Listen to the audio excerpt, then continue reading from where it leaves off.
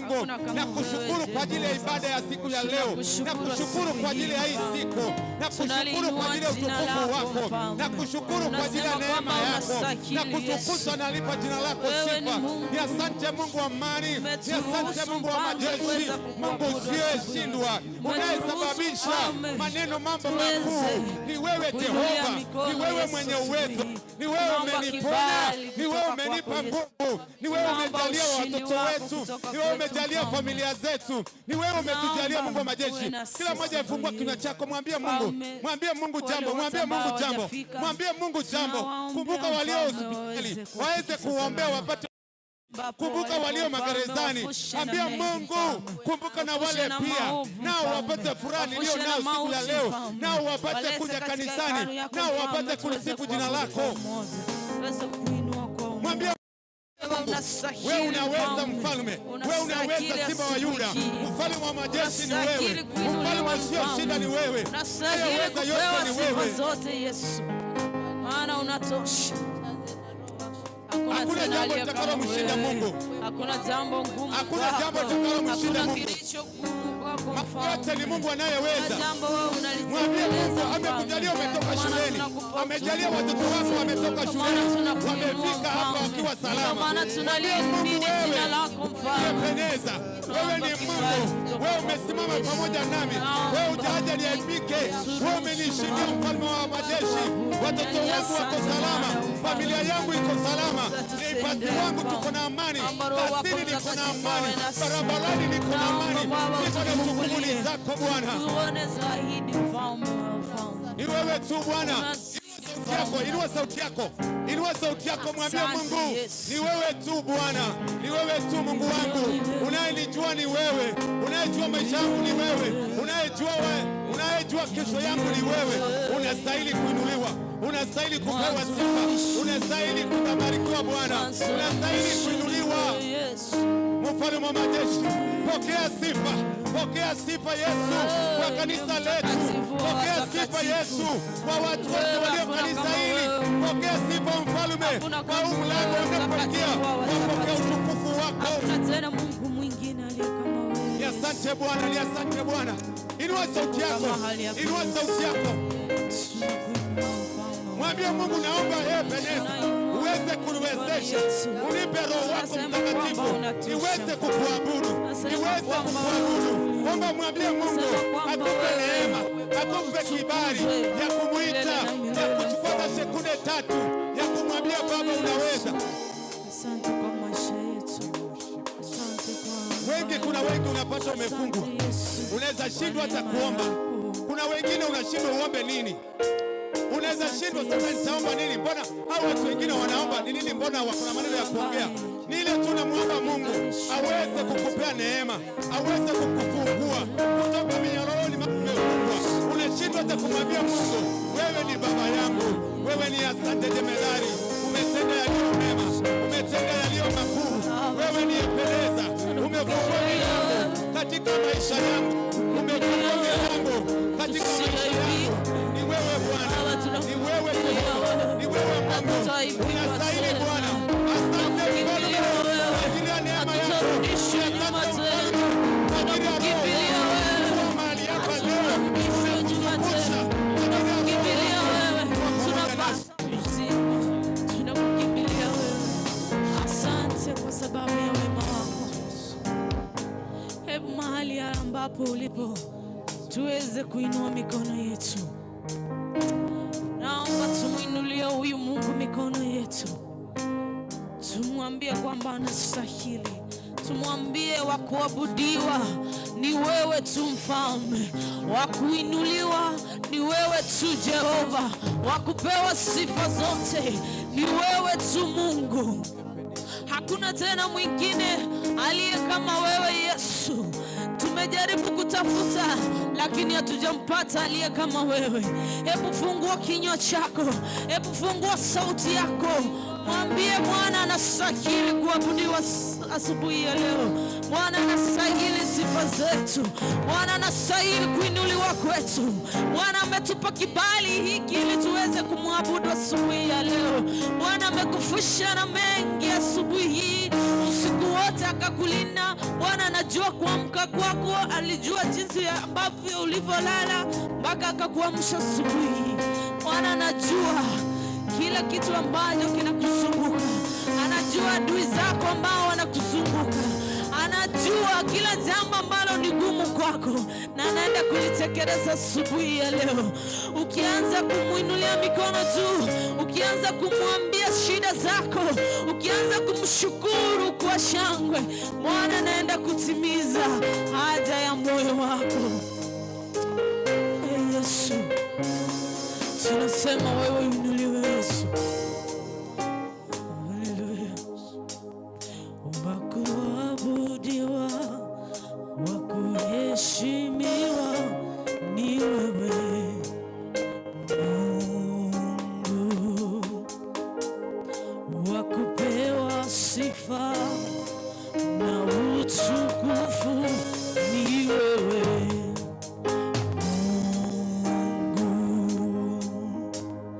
Mungu mwenye nguvu, wastahili heshima zote. Hakuna mwingine wa kulinganisha na wewe Mungu, wa kuabudiwa, wa kuheshimiwa ni wewe Mungu.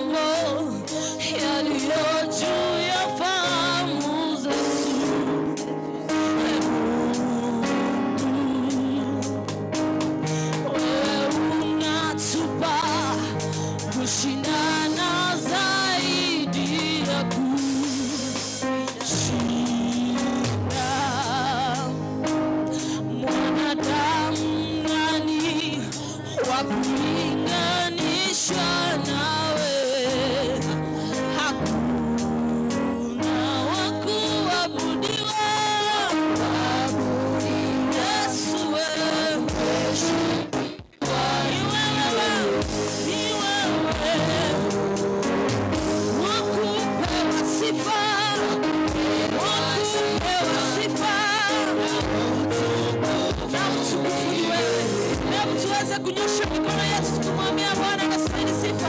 Mungu mwenye nguvu, wasakiri sifa zetu. Yesu,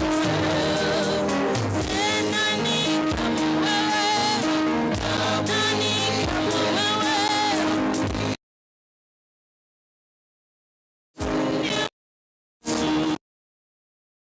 Nani kama wewe?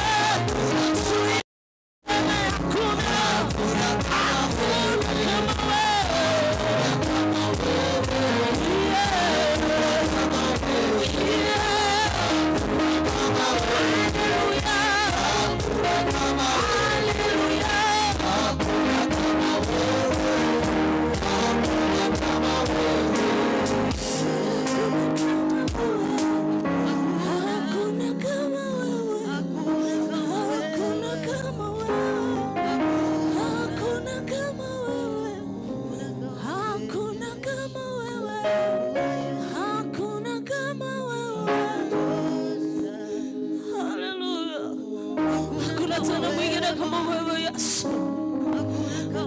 Hakuna mwingine duniani, hakuna ardhini aliye kama wewe, aliye na nguvu kama zako, aliye na uwezo kama wako, anayetufusha na mengi, anayetuondolea aibu. Hakuna kama wewe. Hakuna Mungu mwingine tunayeabudu ila ni wewe Jehova Nisi, ila ni wewe Mungu wa miungu, ila ni wewe Ebeneza. Hakuna mwingine tena kama wewe Jehova Nisi. Baba, tunakuzunguka asubuhi, tunazunguka kiti chako cha rehema, tunasema hakuna kama wewe Mungu, tunazunguka kiti chako cha rehema Mfalme, tunakiri hakuna tena kama wewe Jehova. Baba, tuko katika himaya yako asubuhi, tunatamka kwamba hakuna kama wewe Yesu.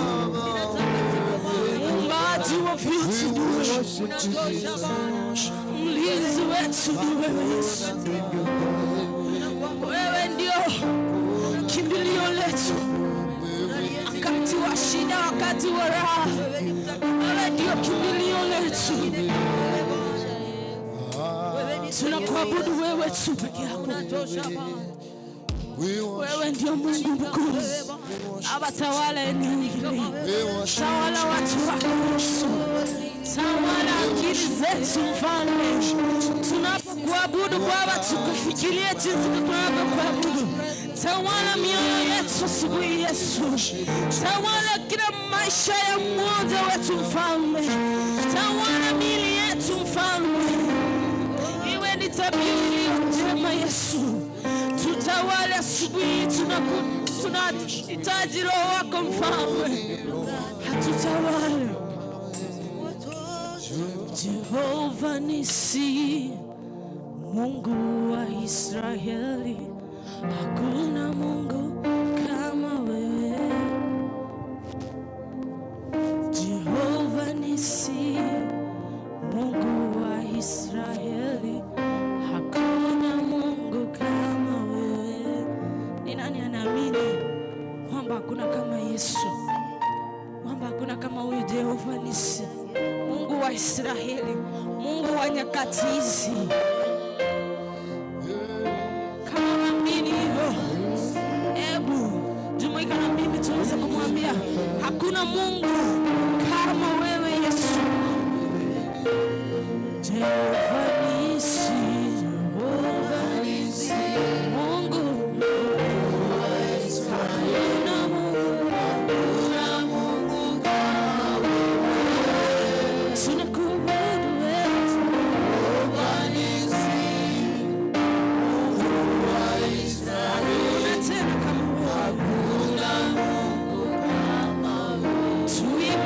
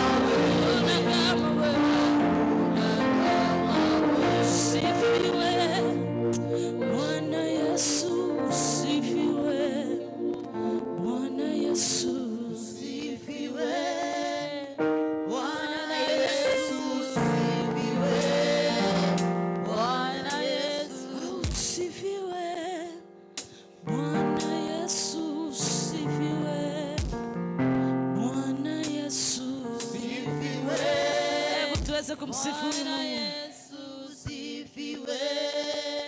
Bwana Yesu usifiwe. Bwana Yesu sifiwe. Bwana Yesu sifiwe.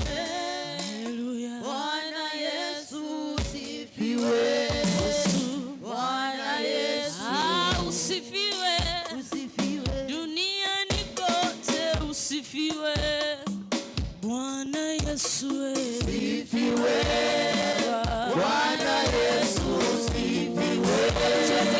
Bwana Yesu usifiwe. Jehova nisi usifiwe. Bwana Yesu sifiwe. Bwana Yesu sifiwe. Bwana Yesu usifiwe. Jehova nisi usifiwe. Bwana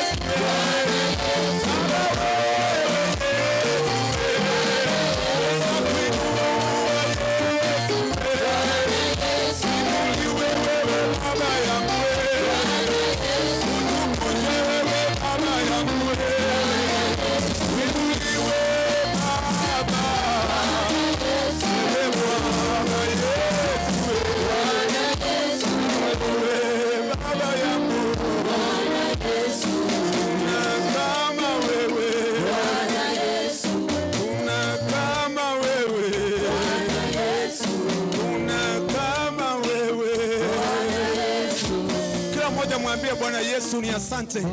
Kila mmoja fungua kinywa chako, mwambie Bwana Yesu ni asante. Na kushukuru wewe mfalme, hata mwambie Mungu ni asante hata kwa ile green card nilichaza. Mwambie Mungu ni asante hata kwa ile green card nilichaza. Hakika na pizza. Saidia jamii yetu. Kwa vile wewe jinsi ulivyotushindia Calvary, hata saa hii umetu asante kwa shangwe kubwa, maana wewe ni mwema, wewe unayetenda mambo makuu, wewe uliyetutoa kwa nyumba zilizo mbaya, zilizokuwa hata na milango. Tuliishi kwa milango iliyo michafu, milango ya mabati iliyoraruka. Umetuwezesha mfalme wa amani, tunakupa sifa na utukufu, maana kesho yetu umeitenda saa hii. Tunakupa sifa kwa ajili ya kesho yetu, tunakupa sifa kwa makuu yako, tunakupa sifa kwa ajili ya kanisa letu linaendelea kupanuka na kuinuka. Asante Bwana, tunasema ni asante mfalme. Sema ni asante Simba wa Yuda. Hakika hakuna aliye kama wewe. Umbali huu ni wewe mfalme, kwa watoto wetu wachanga. Umbali huu ni watoto wetu wametoka mashuleni wakiwa salama. Mfalme wa jeshi, tunasema ni asante. Ni asante mfalme kwa ajili ya leaders wa hili kanisa, kwa ajili ya kila mmoja amefika mahali hapa. Tunasema ni asante Yesu. Asante Bwana, toja kwako asubuhi ya leo. Bwana, tonyenyekea mbele zako tukisema ni asante. Umekuwa nasi Bwana na umetukusanya katika nyumba yako siku ya leo, ni kwa sababu ya mapenzi yako. Asante Bwana kwa sababu ya kila mtu ambaye amefika katika nyumba yako. Naleta wamama wote Bwana mikononi mwako, wasee kwa vijana wote Bwana. Tunapoianza ibada ya leo Bwana, tuanze pamoja na wewe. Tunakushukuru, tunakuinua, tunasema ni asante. Kwa Yesu tunaomba na hata kuamini. Amen. Asante sana. Bwana Yesu asifiwe. Praise God. Nataka usalimie mwenzako, umwambie karibu katika nyumba ya Bwana. Mkwani buya kabisa Motevi, karibu. Watu wawili, angalia this side, msalimie mwambie karibu katika nyumba ya Bwana. Asante sana. Amen. Nataka niwakaribishe nyote katika nyumba ya Bwana siku ya leo, being the last Sunday in the month of October. Mungu kutoka tarehe 1 tarehe 27 tumeona hii siku kwa sababu ya mapenzi yake. May his name be glorified. Bwana Yesu asifiwe. Kwa niaba ya secretary wetu ambao ako na homa kidogo, ningependa niwaletee matangazo yafuatao. Jana tulikuwa na center meeting, ilikuwa katika kanisa letu, na wote ambao walifika tulibarikiwa pamoja. Bwana Yesu asifiwe.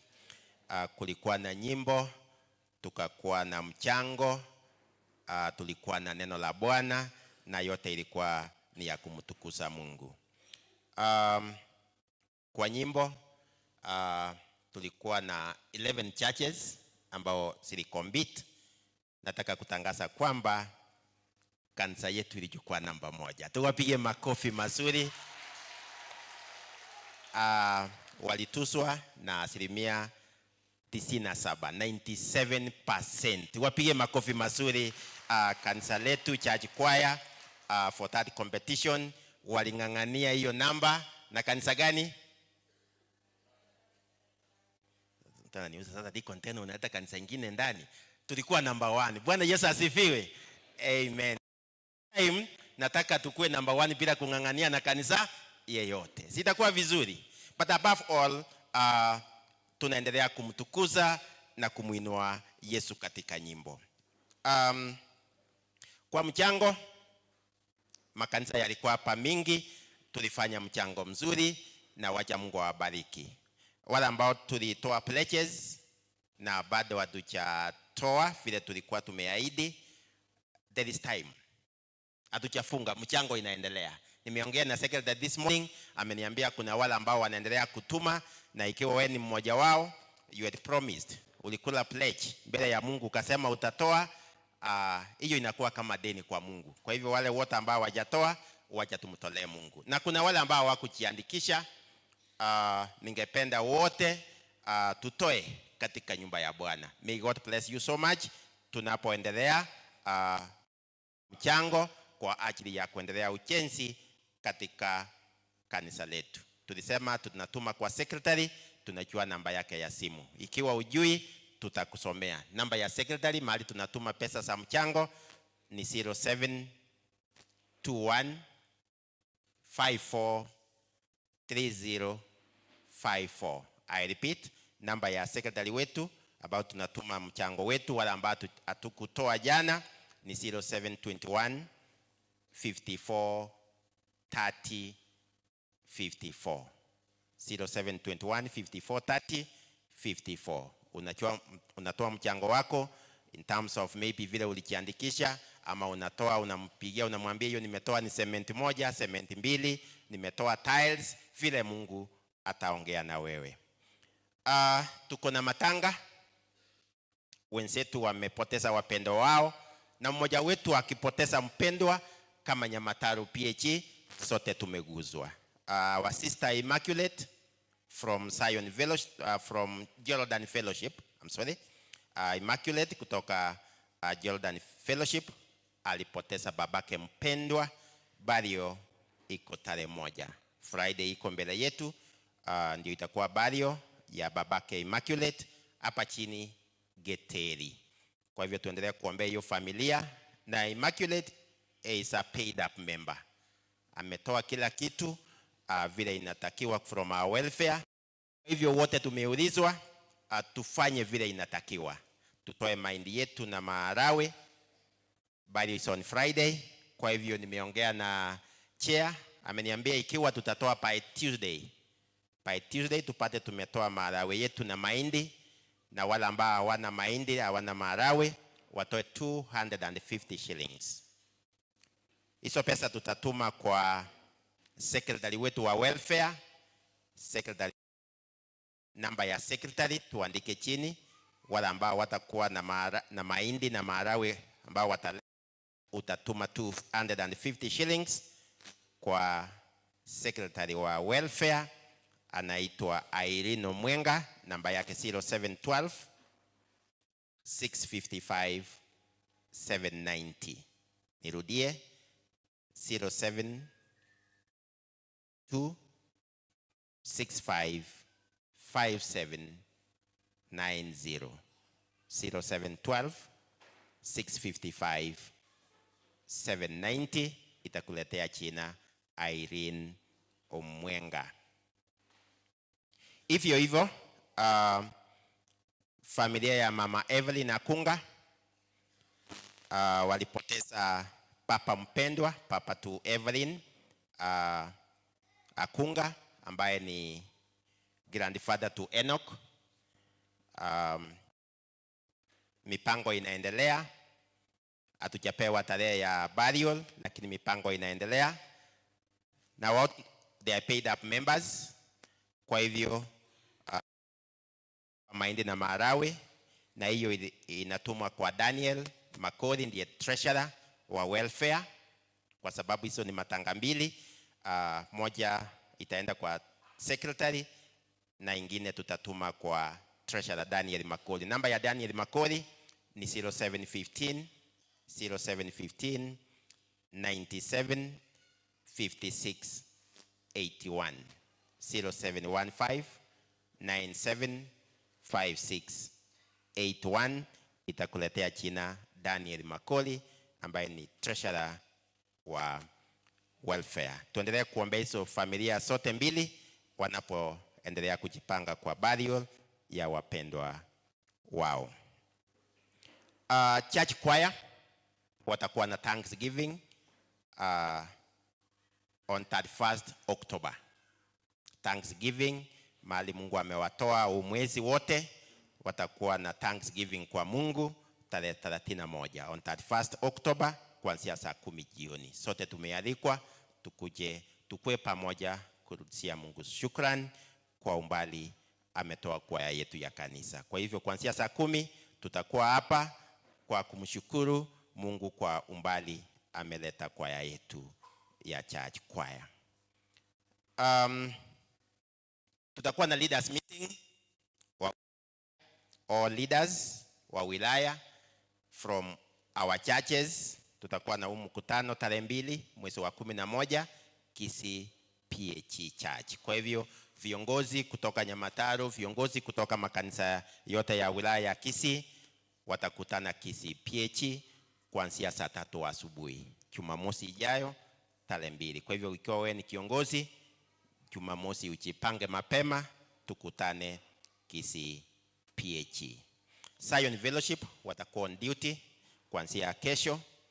Tunataka kuwashukuru Macedonia East ambao wamekuwa on duty this week na wanamaliza leo jioni. Kwa hivyo kuanzia asubuhi kesho tutakuwa na Zion Fellowship being on duty. Leo tutakuwa na meza ya Bwana, tuendelee kuomba Mungu atutakaze tutakaposhiriki meza yake, tukue sote pamoja.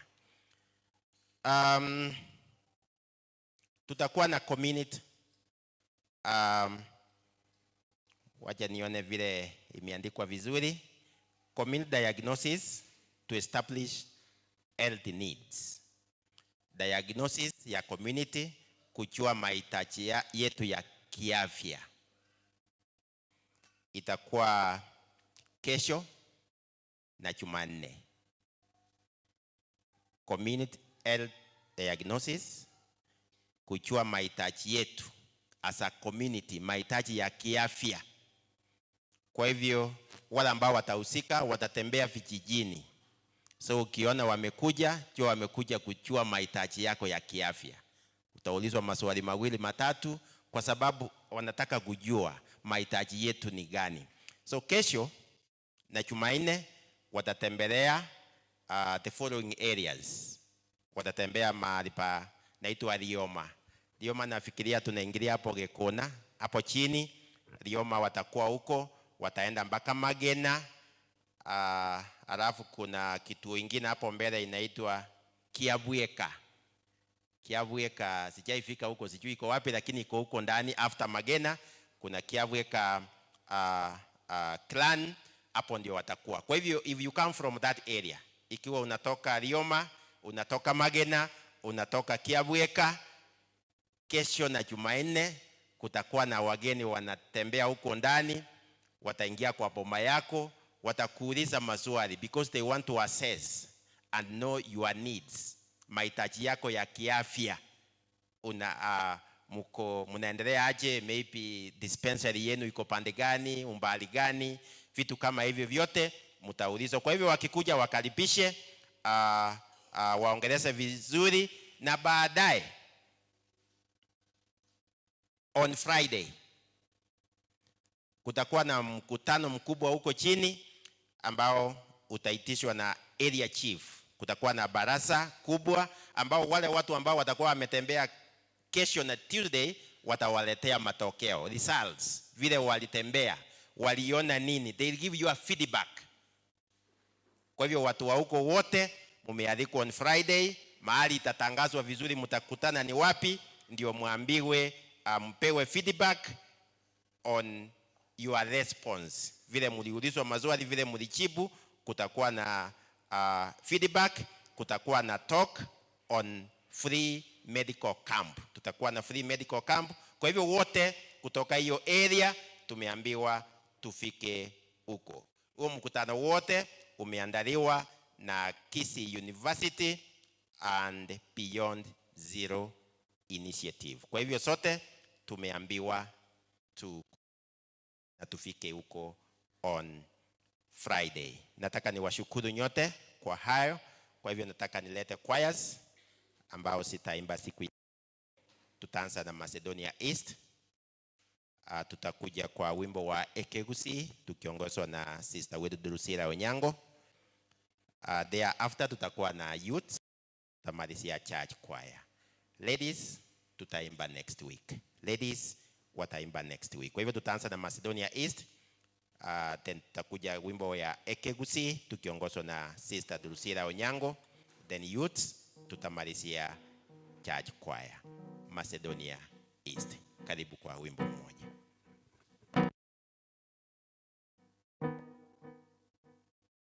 Macedonia East, karibu.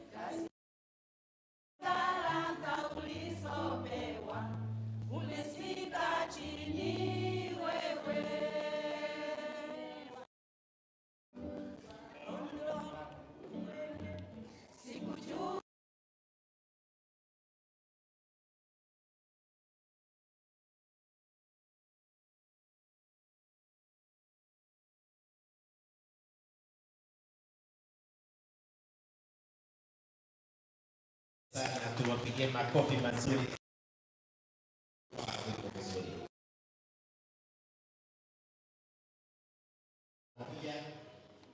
Nyimbo za zisipo ikiwa ukipatia kopi hizo ni tuanze ya Kiswahili nyimbo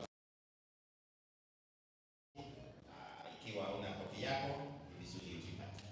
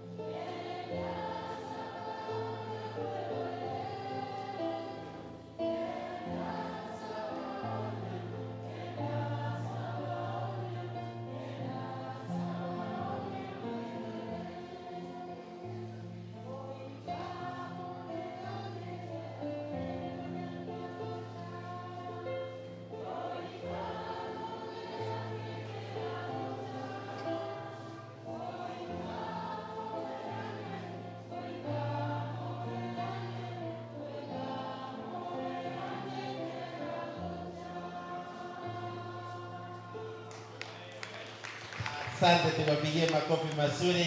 Evans. Evans.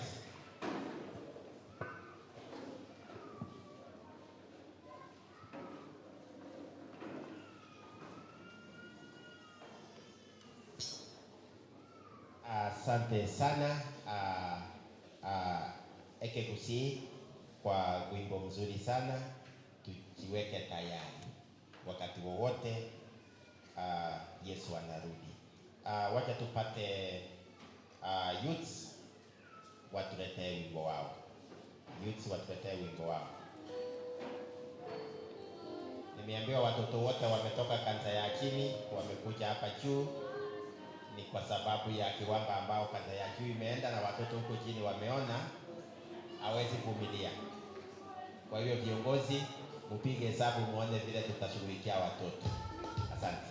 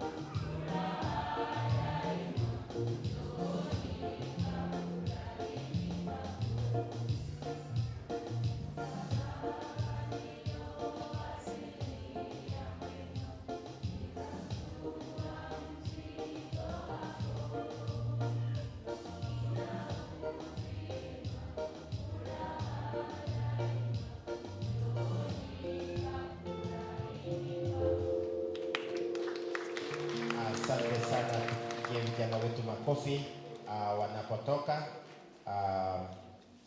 Church choir anapoendelea kuja, nataka nitangaze kwamba Zion Fellowship nimeambiwa mpaki nyuma baada ya ibada.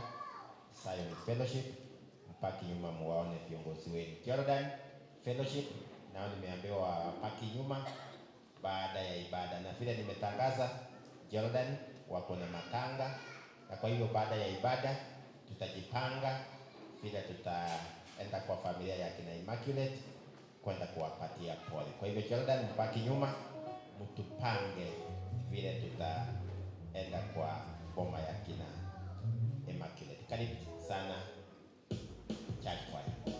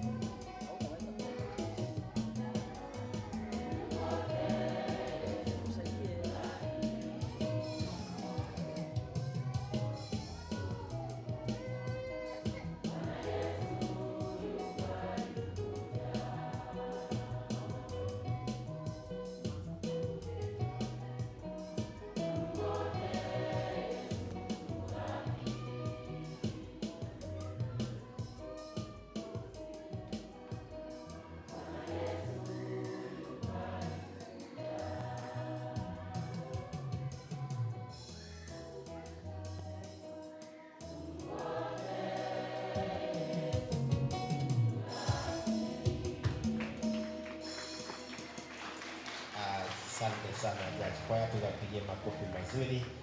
Asante sana. Tumemalizia kipindi cha nyimbo hapo. Ningependa nitambue wageni ambao wamefika katika kanisa yetu siku ya leo. Wageni wetu tunawapenda. Karibu sana katika nyumba ya Bwana. This is where you belong. We love you so much. Kwa hivyo wageni ambao wako katika nyumba ya Bwana siku ya leo, this is your first time kufika Nyamataro PAG, ama ulikuwa hapa ukaenda tena umerudi, karibu sana. Mahali popote wageni walipo, ningependa msimame msalimie kanisa. Wageni wetu tusimame mahali popote tulipo. Uko hapa chini ama uko juu, tusimame tusalimie kanisa. Asante, tupigie wageni wetu makofi wanaposimama. Asante sana, asante sana, asante sana. Amen, amen. Kwa niaba ya wageni wote, ningependa nipate mmoja wetu kwa niaba ya wageni wote. Okay, kuna mgeni mwenzetu hapo hapo. Mugakanta getote nene. Usaliutie kanisa. Saliutiange kanisa iga.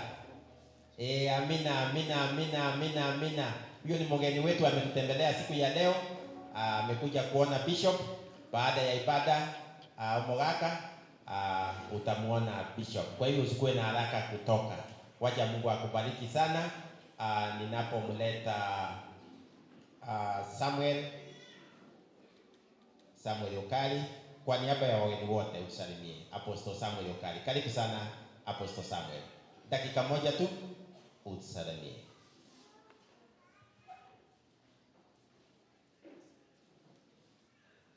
Thank you, Deacon. Bwana Yesu asifiwe.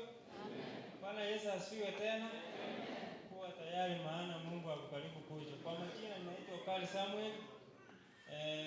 Kwa siku ya leo niko na furaha sana. Pia hata niko na kijana mwingine huko wa kutoka nyumbani huko nyuma huko. Pia yeye ni mgeni. Simama tu usalimie kanisa.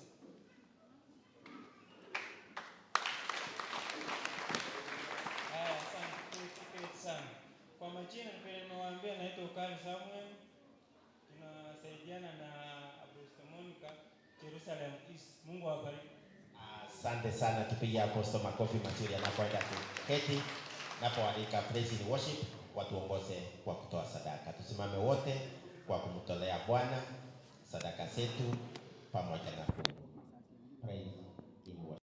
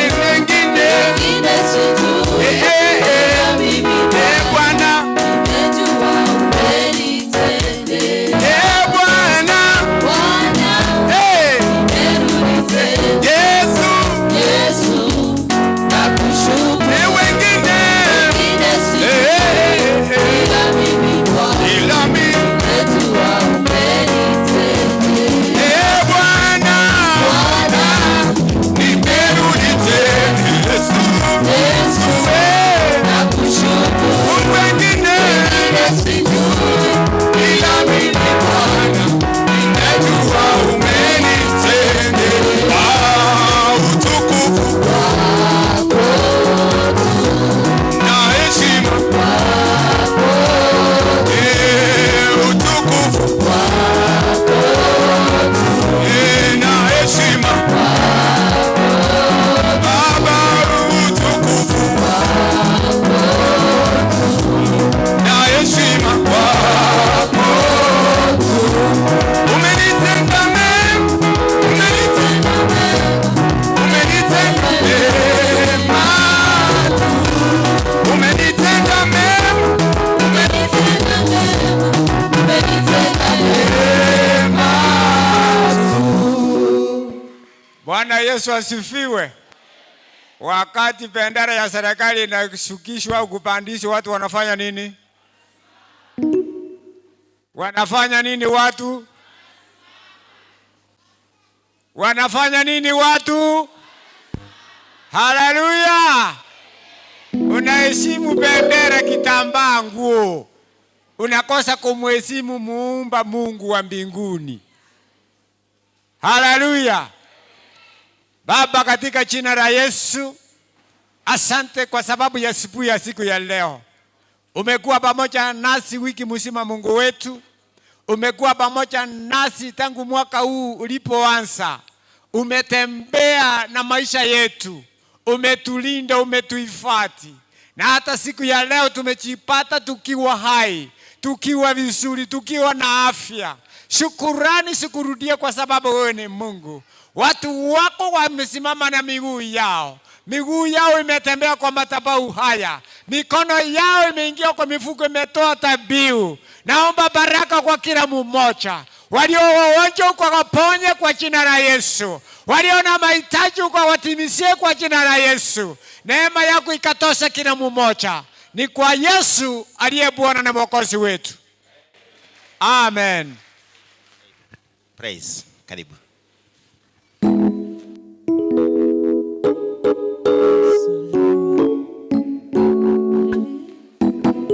Haleluya.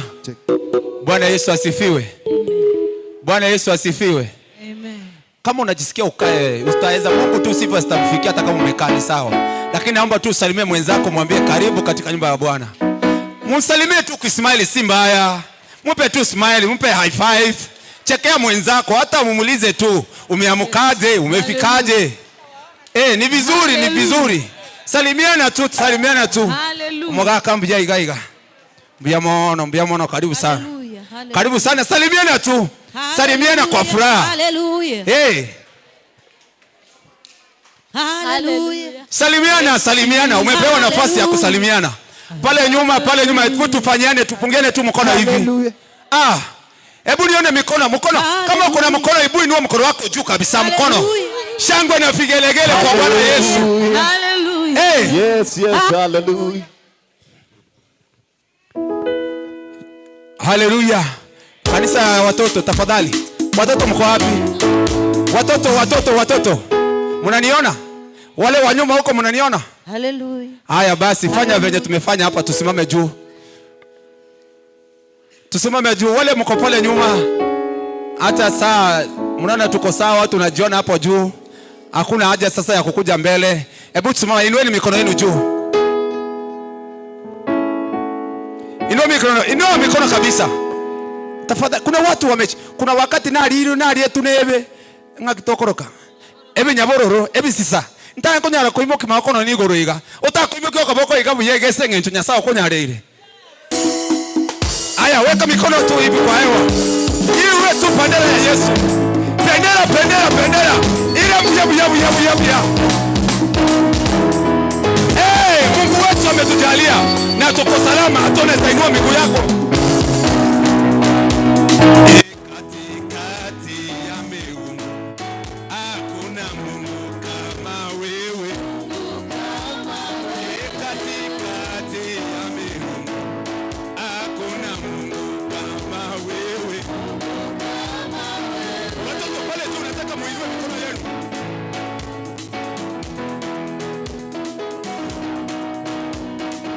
Katikati ya miungu hakuna Mungu kama wewe.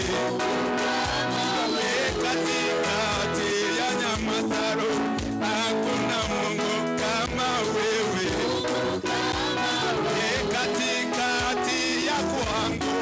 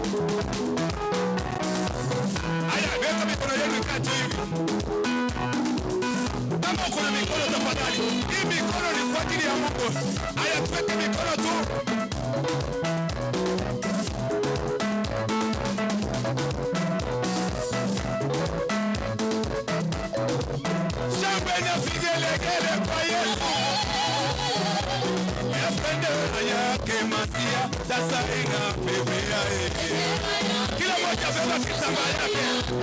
Haya, naomba utembee tu na kitambaa, utembee kitambaa, utembee tu kitambaa. Haya, nataka tu mbebe kitambaa, kitambaa tu peke yake,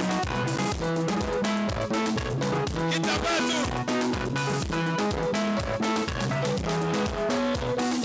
Pepea Yesu, pepea Yesu, pepea Yesu, pepea Yesu, pepea Yesu, pepea Yesu, pepea Yesu, pepea Yesu, Ino ya Yuda, pepea Yesu, pepea Yesu, pepea Yesu, ndera yake Masia, sasa inapepea.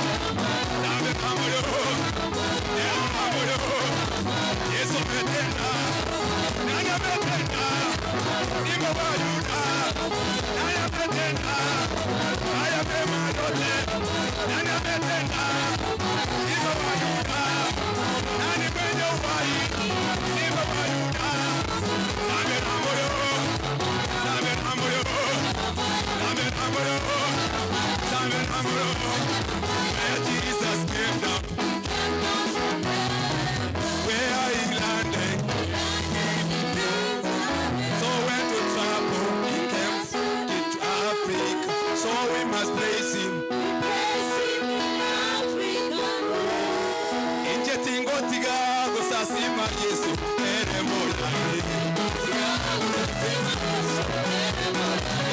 Etigotiga kusasima Yesu moyane. Aya mikeka juu hivi. Etigotiga kusasima Yesu moyane. Yesu moyane. Yesu moyane. Yesu moyane. Yesu moyane. Kila mtu hivi hata mikono hivi. Yesu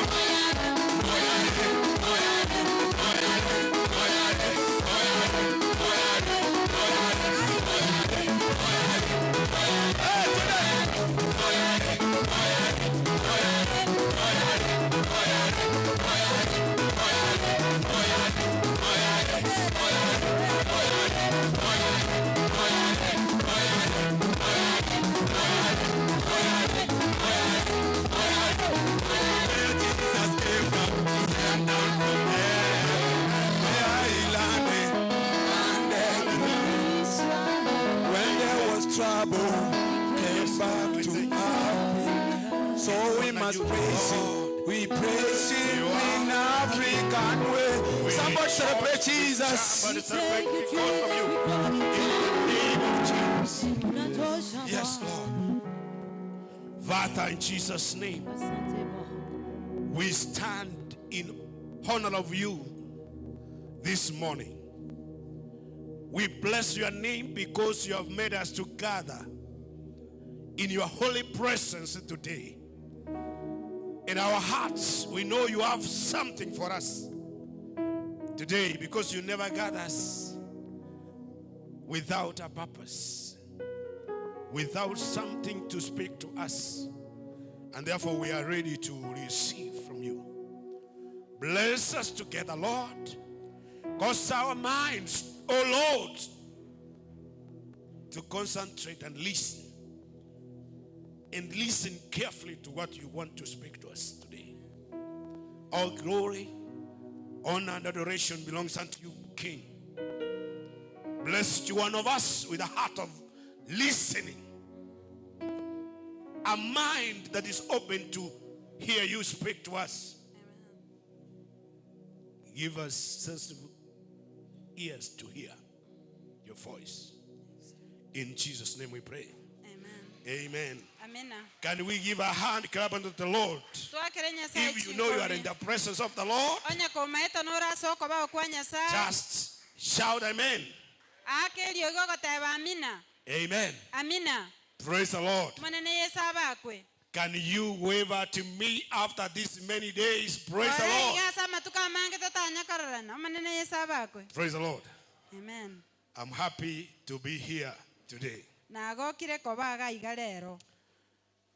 And I'm also happy to see great things happening in our church. Sometimes it's good to be observant and see what is happening, to be able to know where God is taking us, or else you'll be left behind. And if you are left behind, you would always say, why am I left behind? Why am I not moving ahead with the rest? I also want not to be left behind. Have you seen anything? Today we don't have children's church down there. They have all moved up. I don't know why. I think it's because of the screens. And that is a sign that God is telling us we must be ready to migrate from where we have been. And go to where God is taking us. Praise the Lord. I thought people could say amen. You want to remain where you have been? Or you want to go to somewhere God is taking us? A new place. Abana baito banganyire gochaga. Watoto wetu wameama, wamekuja hapa. You must think that we also need to move somewhere. No matter nganya sao to nganyire koruase Unajua Mungu ametuhamisha kutoka mahali. He has made us to move from various levels to where we are. Don't think that God has not brought us from somewhere. And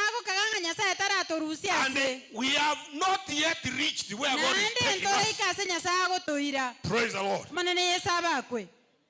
Chingaki cha masorovisi. Wakati tulikuwa tunakalia off guard. Siriisha. We came to time of benches. And using cow dung to smoothen the floors of the church, to reduce dust. When people are jumping and dancing for the Lord, they were as well swallowing dust. But we have come from those places. We have come to cement floors, to tiles. Now we are in tiles. God is taking us somewhere. God is taking us somewhere. We must be sensitive and move with God. Don't remain where you have been. We have not been having the screens. We have been dreaming of it. Amen. Amen. We need some lamp from those sides to make the speaker to be seen clearly. Our screens. People like us who are dark, who are black.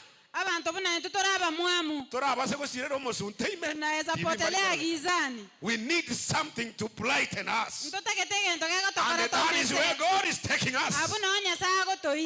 Amen. More screens.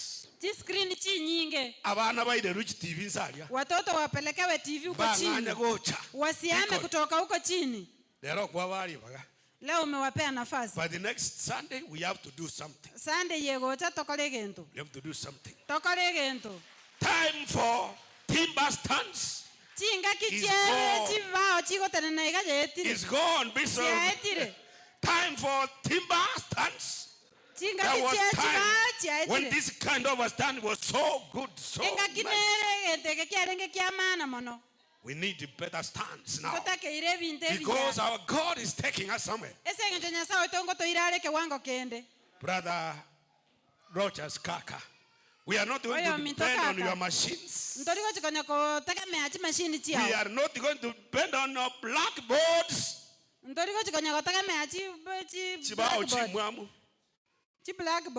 Imagine schools have shifted from there. Nowadays we have white boards. Unaandika na kalamu unapanguza. Haina oma. Oma isihamishwe kwenda kwa nyumba ya Bwana. Maneno Yesu abakwe. Eti choka unaendelea kunywa vumbi ya choka. Kama saizi nasikia kaoma kamenishika. Ni kwa sababu ya vumbi abana watoto walikuja kanisa. We don't want our young children to come to church. Mtoto ketia abana baito bache kanisa. When they come back home they are sneezing. Yeah. But when they come to school they come back home. Lakini akarawa ende skuru baira na kebalebya.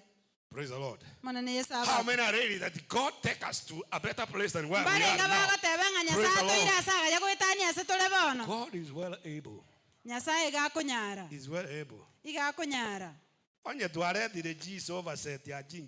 Kama tumeleta sofa set mzuri hapa. Alafu tukae na ambao hapa. Bishop najua Bishop unajua. Bishop Vincent unajua. About this. Na wewe uko na ufahamu mzuri. A simple one move vonde. Eke kusuka yako nyara gosukiwa. Ile ngakera toire. 10,000. 10 to 15. So 10,000 is no money for such a big church. For such a big church. Ase kanisa enene mune. I direct the bwana okumeti. That is what God is telling us. When technology changes, when technology changes, it comes with its own expenses. But we don't want to be left behind. Praise the Lord. Mimi nitafikiria hivi kisiri. itaye kumulika kiagera nje nasuma nava mwe mutorake kwa sababu mimi naasuma ni weusi kumulika kuruhali yake ambayo tuamesa itatumulika as a screen tung'are kwa screen for everybody park there to be able to see us. kero yo mole maegana liago to Egwetani chiri busana mobanga unchani 5,000 tumsaidie kuchanga. brother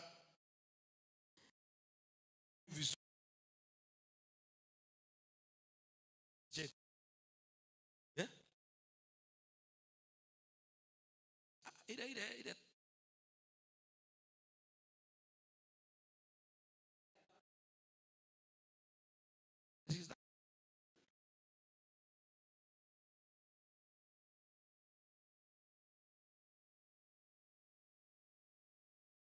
Ebange. get prepared.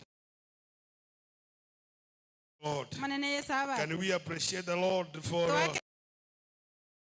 the body of Christ in Nyamataro? Kanisa ya Nyamataro. Because I shared this message, I shared, and I feel it is for us all. And I know not been able to listen this message maybe over the radio or wherever. So the Spirit impresses me that I must repeat it. And I read from the book of James 5:16 as my introduction for that word. Father, in Jesus' name I thank you. I humble myself before you. Please take and let what is going to proceed out of me be your own word. For the good of church. For the good of the body of Christ beyond Nyamataro. In Jesus' name. Amen. Amina.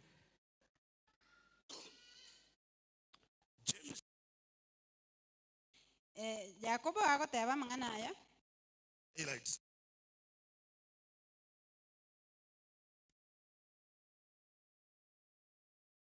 Kind of prayer. Verse your Father, pray that you may be healed. The effective, fervent prayer, precious person, availeth much. That is what the Bible says in verse 16. Orokerania ebibe byaino inua saberana. Akwo manyano boronge ni gokole nengenche kia.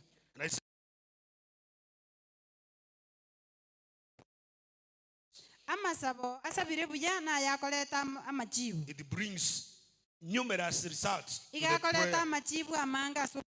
It makes permanent.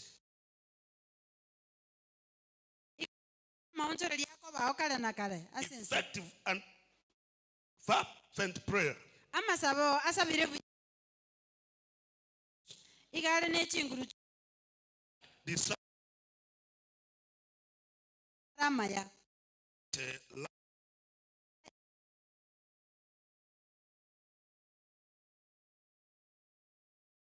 Charles.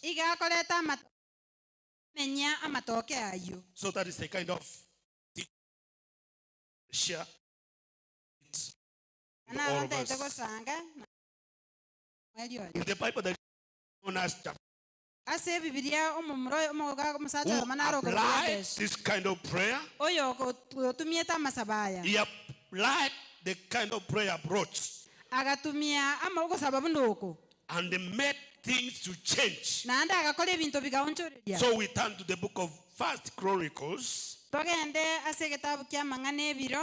Chapter 4, verse 9 and 10. Kianda na ikomi. Amangane biro yeli tangani inye kianda mpaka 10. And this is what the word of God is saying. Ekena kiringana lya Nyasaye ligukwana. Jabesh was more honorable than his brothers, and his mother called his name Jabesi, saying, because I bore him in pain. Yabesi nigo alenge na masikani ya manene kubwaba muraba mwabo. Ngina akamoroka Yabesi ekiyagera amoibo.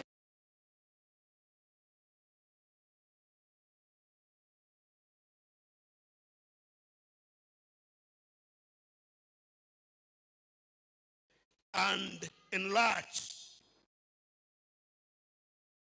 and that your hand might be with me or upon me, that you could me from evil, so that it might not bring me back. And God granted what he asked. Ikomiego teba Yabesi akara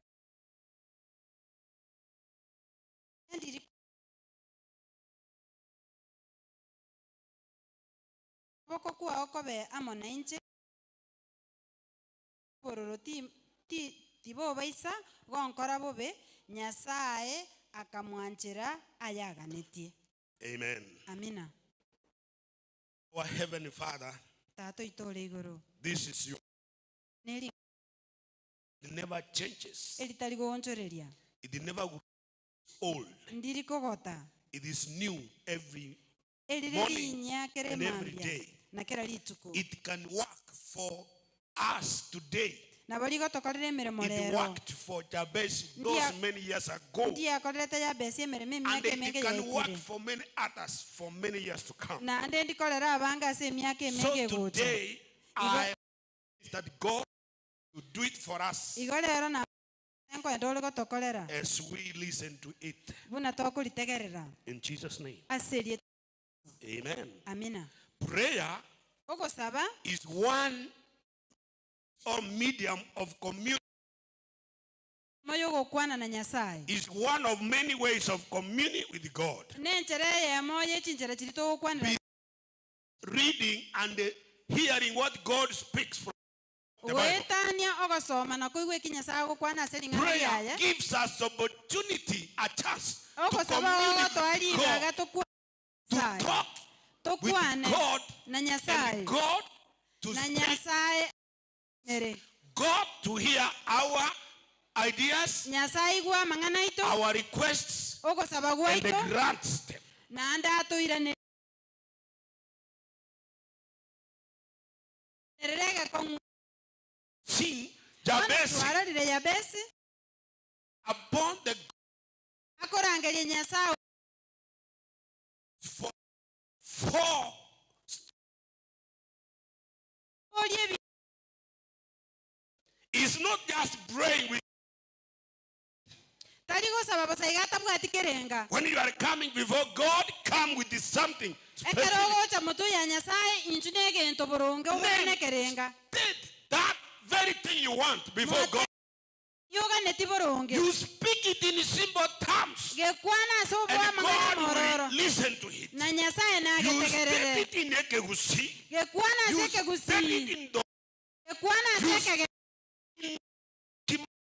Mara. gekwana seke ma It in Ekegusi. gekwana It is in seke Kiswahili. gusi go seke swahili saye ngotegerere nande So nkoywale Jabez asks, number one, Yabesi he akabolie said, he keritangani says, God bless me. Nyasaye onsesenie Number two, he Eki says, akabere. enlarge my territory. ogere ye obamenyo bwane Amen. amina You will sometimes kichindo okwobo you are just okay. wate abasole But mbuyole God has more kolere Nyasaye abwate power ebinge to enlarge your abwate chinguru territory. chinyingo kokale yo bamenyo bwawo Number three, let your hand be with me. kwako bamona That is inche what he said. na Number kyabateba four, keep me from evil or keep me from sin, ondende korwase obobe gose korwase ebibe so that it will not hurt me. ligere tibi nkora bobe So when you look at the two verses we have read. It begins with some 1, 2, 3 points. The first thing, it is talking about the sweet ending of Jabez's life story. The sweet ending of Jabez's story. Because he's talking of how God granted his prayer. Number 2, he talks about the condition in which Jabez found himself. That is the part 2. Where he found himself. It was not his own making, but it was by name calling, what the mother called him. And that is where he found himself. And he's wondering now, how am I going to come out of this? Number 3 talks of what Jabez did so that he came out of it. You are not different from Jabez of those many days.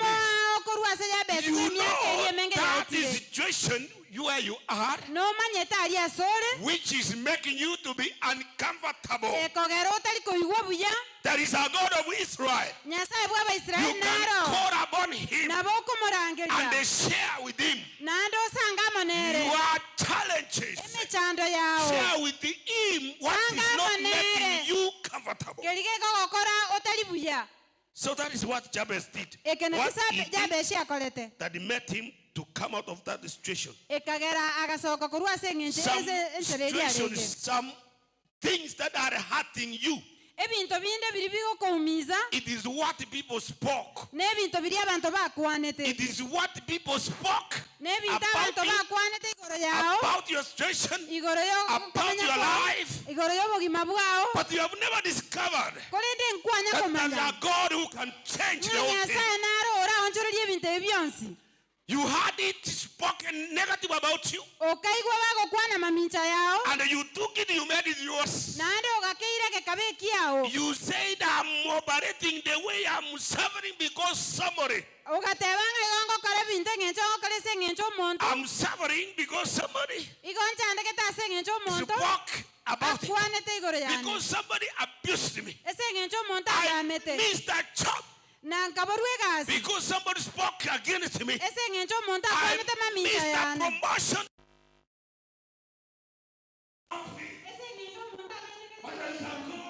You cannot allow the God of Israel. So this man, Jabez, the Bible says he knew. After studies, he knew there is a God. Beyond the many other gods that were existing. Beyond many that are existing. There is a God. I know he learned this about this of Israel. Diligently. He started diligently. He came to the knowledge.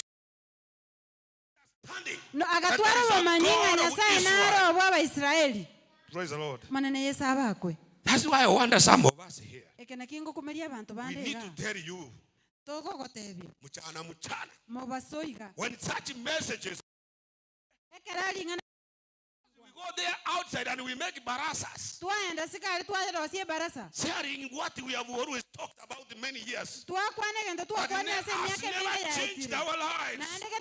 But has never touched our lives. Instead of spending 1 hour or 40 minutes to receive change your future. Jesus. So this man Jabez might have started to some teachings that there is a God of Israel whom if you commune with him, you talk to him,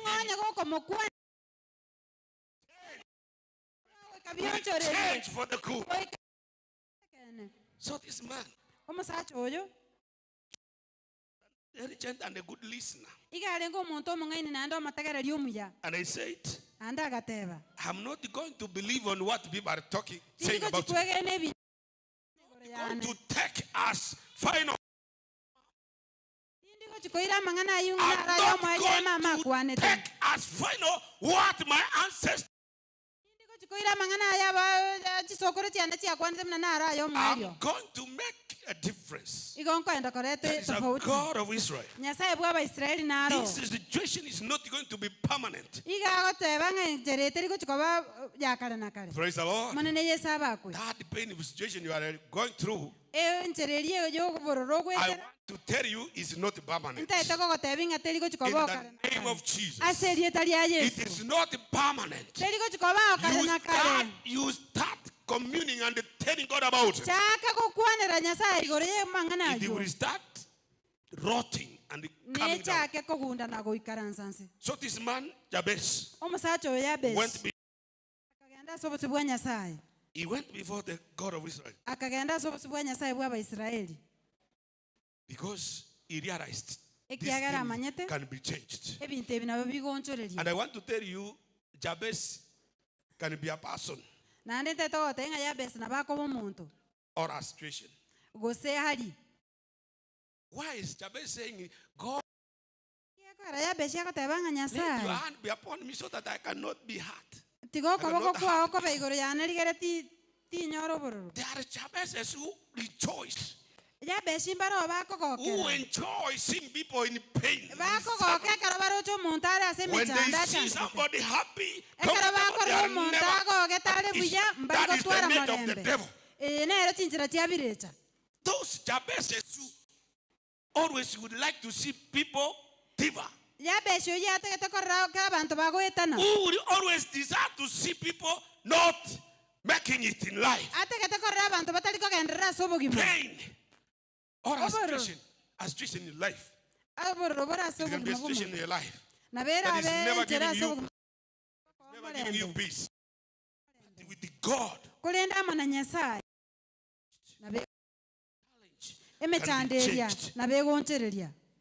praise the Lord. So when you go before God, have something specific you want to tell God. Jabez comes before God with the 4 agendas, with the 4 items to God.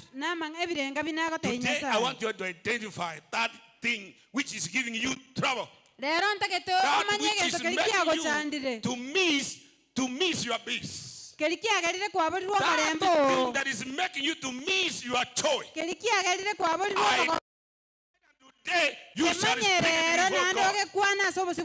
So Jabez goes before God and he says, God bless me indeed. Number 1 is telling him, bless me indeed. Bless me indeed. Bless God. I want you to know this. If you are listening to me, is praise to God of Israel. And I want to tell you, not everybody bless you. Anybody can bless you. Like we run and we allow them to. Not anyone can bless you. Only those who are blessing carriers, God of Israel. You can only see blessing from a blessing carrier. A blessing carrier can only bless you. Only carriers of blessings. Who is God of Israel? When he tells God, bless me, he's asking to empower him.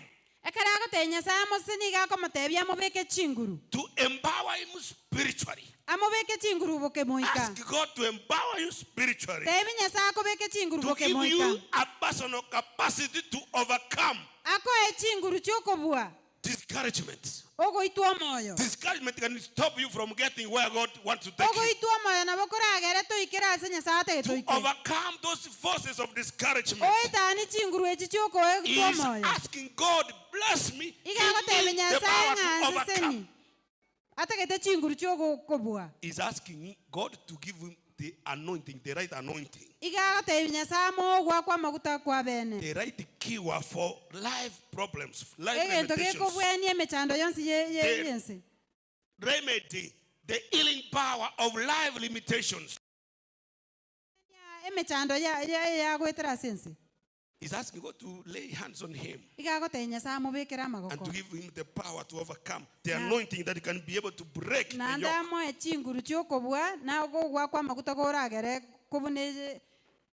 Bless God. Amina. I would say, don't allow anybody to lay hands on you, because as we progress, Jabez is telling God, let your hand be upon me. There is power to transform spirits, to transform some powers. When you allow anybody to lay hands on you, you can your situation may become worse than it was before. So Jabez knows he's dealing with the God of Israel. And he knew that if I'm going to be blessed, a new anointing that will break the yoke of suffering. There are two ways. It can attract the enemies, or it can also equally attract the opportunities which he was missing in his life. He's missing his life. So he's making a prayer. God bless me. Lord bless me indeed. Sio kidogo. Anamwambia God bless me indeed. Kegima. Praise Lord. How do you go before God? Our blessings, it is us who limits what God can do for us. Jabez is not making a selfish prayer. He is serious. He wants God to change things in his life. And God is responding to God's invitation to our prayers. The invitation that God makes to us. Call unto me. That is Jeremiah. Call unto me and I will show you greater things. I answer you and show you greater things. So Jabez is applying this to ensure God's blessings. He's not asking, Jabez is not asking that bless my job. He's first asking God to bless. He's asking God to bless him. He's asking God to bless him. He's not saying bless my job. Oh, it is bless me. Not bless my church. Bless me. Because God can bless your church. And if you are not blessed of God, you don't understand the blessings of God. Come a challenge to that blessing. Praise the Lord. Amen. Praise the Lord. Amen. He's calling God to bless him. When God blessings, you become a blessing also to your church.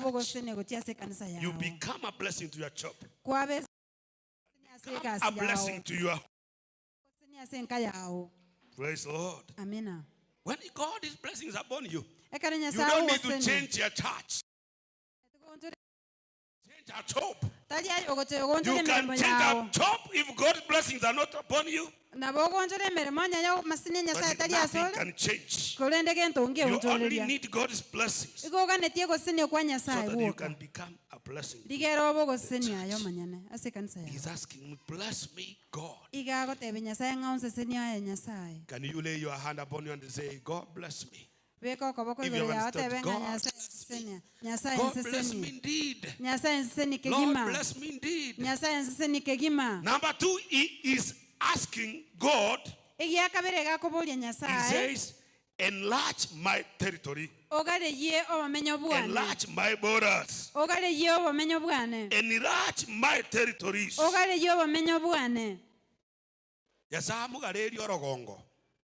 to expand his territory. He's asking God to expand his territory. He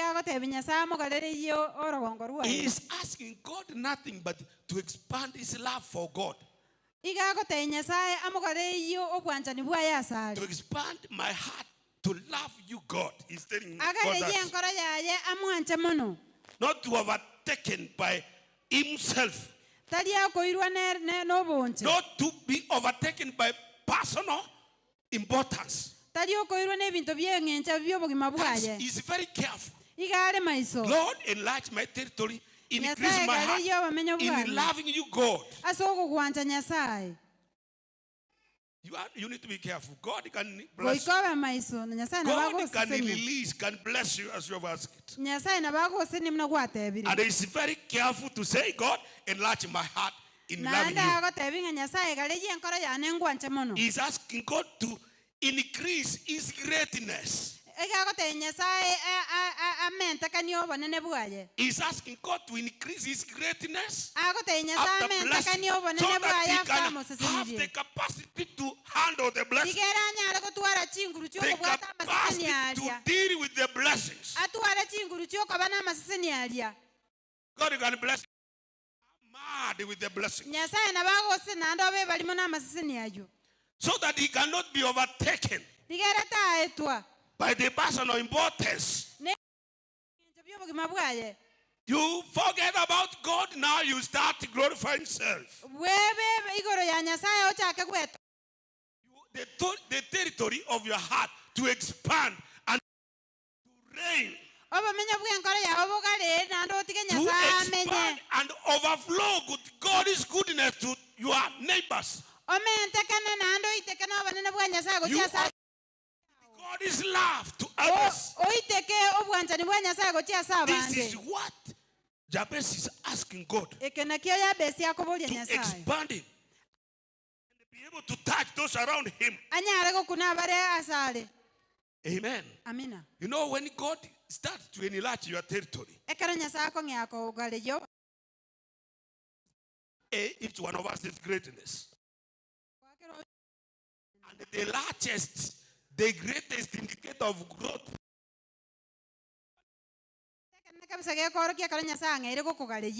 it is growth that indicates your greatness. It is enlargement that starts to show God has started to increase you.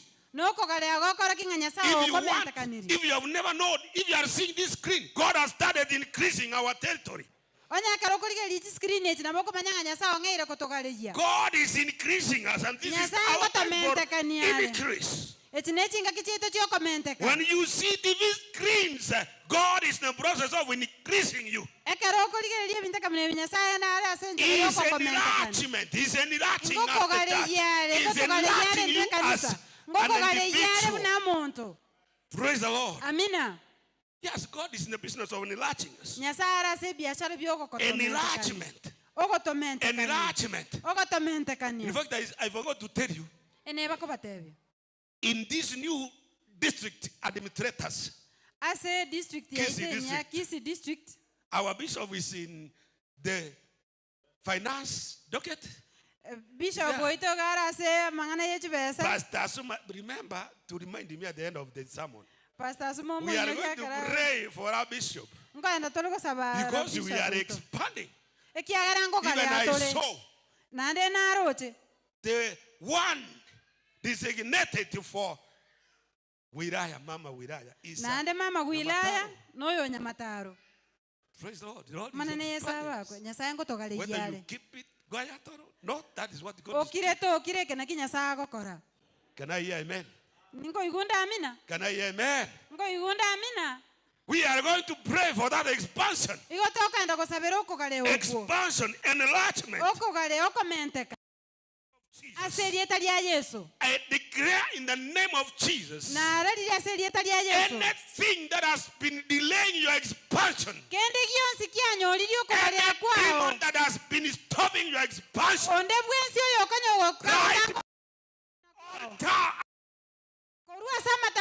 you begin expanding in Jesus' name. You start enlarging in Jesus' name. This is your time to expand. Praise the Lord. Amina. You start telling your enemies, create a space for me. Anza I'm kutayewa going to bisaba squeeze ondo saliriba you like gamba an endanda komeka. elephant. I'm going to squeeze you like an elephant. Kokendanda kokomeka bune Encho. Praise the Lord. Amina. Because God is expanding us. He's Ekiagala nyasaye going to ngotokali expand you. Nyasaye kwandale Not kotokali. me alone, but all of us. Tali The body of nje Christ. lakini tuanze omubero Kristo. It is time to ask God. Nechinga kichoko boli nyasaye. Open new branches for your business. Koigora chi branch chinde. It is time to ask God to enable you open new branches for your Nechinga business. kichoko boli nyasaye Because it's okoiwa time chi for branch chinde chi biashara. It's time for Nechinga kichoko enlargement. menteka. Don't see losing opportunity. Just see Ta new koligeli opportunities ebintu coming. bigo sirarora ebintu bigota. See new opportunities coming. Digia rorama baga Because the blessings of God is upon you. Ekiagara masini nyasaye gali Because goro God's yao. blessings upon you. Ekiagara masini nyasaye goro yao. Anything that delayed your expansion, I Kende declare again, sikia nyore tio kosenia kwao. it shall die. I destroy it in Jesus' name. Igawe kwa selieta lia I Yesu. now destroy it in Jesus' Na name. agesa lilia selieta lia Yesu. Enlargement is your portion in Oko Jesus' name. gare iwanensa maya selieta lia Amen. Yesu. Amina. Think you how you want to be promoted. Lengara libuno kwenda kusukiwa madaraka. Just survey and see how you want God to Digere libuno enlarge you. utakete nyasa hako How galiye. you want God to expand Digere you. libuno nyasa utakete hako galiye. It is you can limit your expansion. Nayo ora ke yo. You know God told Joshua, Nyasa now, atebia Joshua. arise Tenena. and go. Na ndegenda. You have to arise and go from where you've been. Boikote nene na ndo You kenda cannot kurwasa remain konyole. there and expect God to do a new thing. Toko tikara se kualenga na ndo Just kanya have nyasa trust ko in karale this God of kende. Israel. Nyasa kurangalia nyasa Arise ose. and go Nyasa wa Israeli ako matenga tenena na ndo kende. over this Jordan. Goetani otambo Any Kenya. place you tread by your foot, Ando si asora the tatena sole of your magorao. foot, Asa magorara the sole of tache. your foot. Asa magorara The Bible tache. is not saying where you are, the toe, the foot of your toe. Tali ase bichara You bira are not tache. going to Tali ase bichara bira tache. si oko gende ne bisonsogoro. Ogo tacha kabisa. Unakanyaga Tali kabisa. bisonsogoro, tali wate no gende ne bisonsogoro. Sio unaenda na bisonzo No, you go trusting God fully Woko genda kwa semerti and nyasa walking where anywhere, any Nando path where tarekerase. the sole of your foot will trap. Asa magorara tache. I'm giving you. I've given you. Na koire. You go nkoete. Na nimekupatia. Aye nkoete. Nimekupatia. Praise the Lord. Amina. Bono nye koire. Ando nye Sasa kama kuoba umepatiwa koira. na unaendelea Onye kuogopa. kuoba koira. Unaogopa kuchukua. At every place. And that is how God will enlarge you. Nande njere ine You ronya must have sara the confidence. Goiko tu aroba le Toda Mungu. jere bisonsogoro. Usikanyage kwa bisonsogoro. Kanyaga tu kwa sababu Mungu amekwambia anakupatia. Tachake gimese ngecho nyasa ogote Without bilingo any kwa wale. doubt, trust him. Tago tuare chitangata ngumwegene. Don't allow. Tago Don't anchera. accept Tago ancha. anybody to delay. Onde bwensi akonyolie. Amen. Amina. You can only delay your expansion when you allow anybody to lay hands on you. Nayo ora nyoli oko kwa lya kwa ekaro ora ancho onde When bwensi you allow akonyoli. anybody to talk things. Ekaro which kwa are ancho not- mo. Kende kionsi asole. Who will come and negotiate the price of your serious Oyo ora kwanero oko kanya kwao. that you need to pay more because your need is more serious. Nga Otherwise, goiko akane otherwise kwane senge you ncho are kwa going to magania die the ale. next minute. Ekiagara ngo ndole ko kweze To send kikebota. fear in you. Akobekera And the way people obwoba. fear Nande tera abantu Death. bakwabo death. ogokwa. The people, how people fear failure. Engincha abantu babwete okobugwa.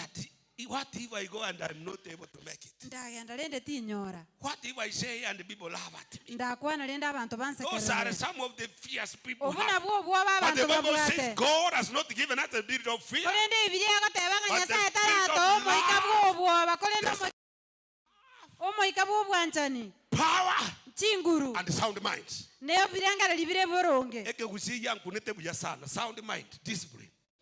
No moika buo kwerenga. Moika buo kwerenga. Sound judgment. Sound judgment. Omoika bwo kwerenga. Kwarerenga. Sinya sawa wiki wate na nje tindi ko parade biro. Jipime uone hata mimi hapa siwezi fanya kazi chini ya hapa. Operate, apply the spirit of sound judgment. Tumia moyo bwo kwerenga. Like this man, he applied it. He said, no, according to what my mom is talking about me, this is not my person. The church God is taking us somewhere. We must say this is our portion. We are moving from this kind of things. Because our God is able. Expansion. Enlargement. Enlargement. Let God enlarge even your wisdom. Let God even enlarge your business in the name. Then he goes further to say, let your hand be with me. Let your hand be with me. This is where I said, don't allow anybody. He's telling God, let your hand be with me. Let your hand be with me. Walk with me. Let your hand be upon me. The other version says, let your hand be upon me. To be upon me, let me operate under your wisdom, under your guidance. Yes. Amina. Yes, I've said if you accept anybody to lay hands on you, and I've said there is power, transmission, which can be negative power to power. Yes. In fact, we prayed for our country.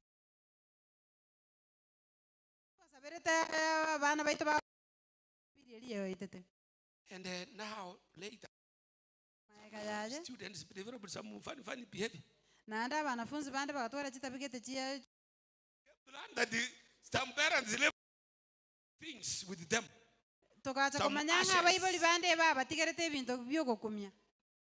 And that's why I'm warning that you can be impacted with the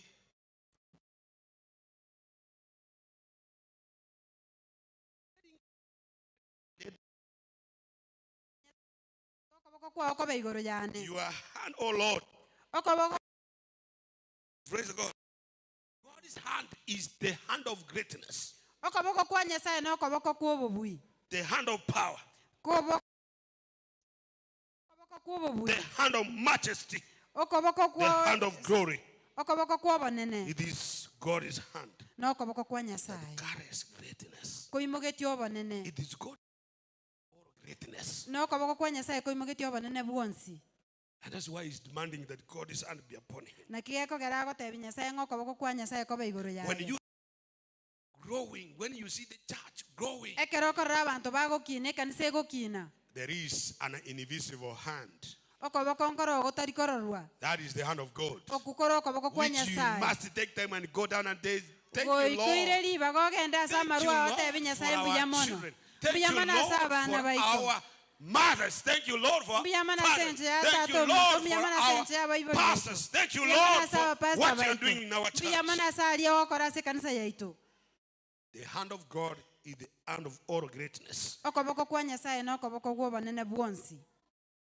When the hand of God is with you, you will run. You will run. Even the progress you are making slowly. I've said when the hand of God is upon you, why Jabez was asking this? When the hand of God is upon you, the hand of some magician somewhere, not the hand of some friend somewhere, but when the hand of God is upon you, I tell you, you would run. You will run. You will rush. At a speed, people will wonder. What is happening with this man, this guy? What is happening with this guy? What is happening in this guy's business? You rush. When the hand of God is upon you, you will not scroll. You are not going to scroll. Like enyongore. You crawl like a millipede. No. When the hand of God is upon you, you rush. You know what happened to Elijah? When he prayed and the rain was coming, the hand of God, he rushed. And he was able to overcome king's horses.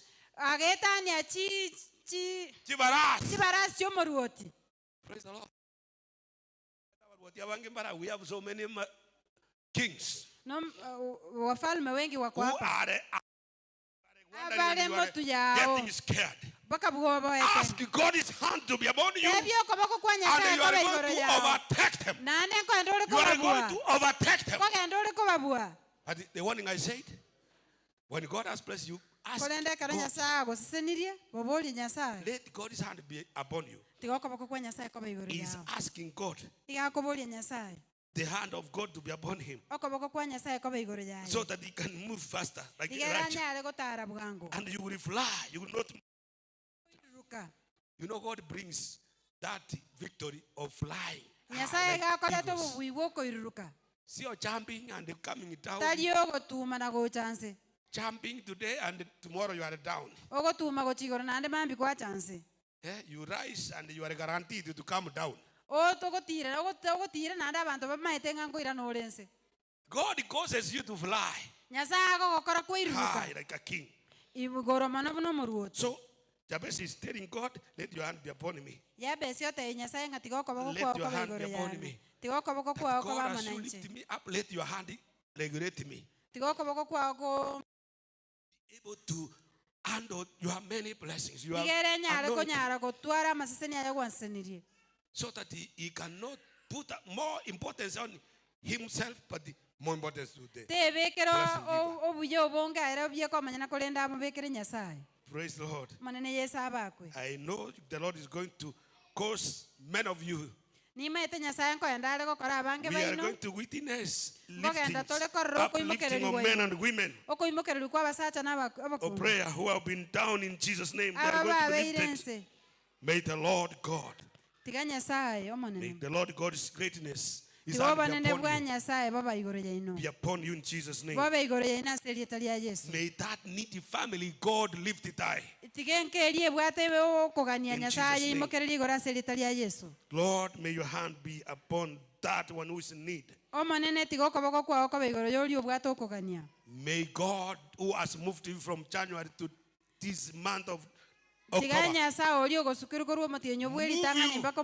from January to December of next year. In Jesus' name.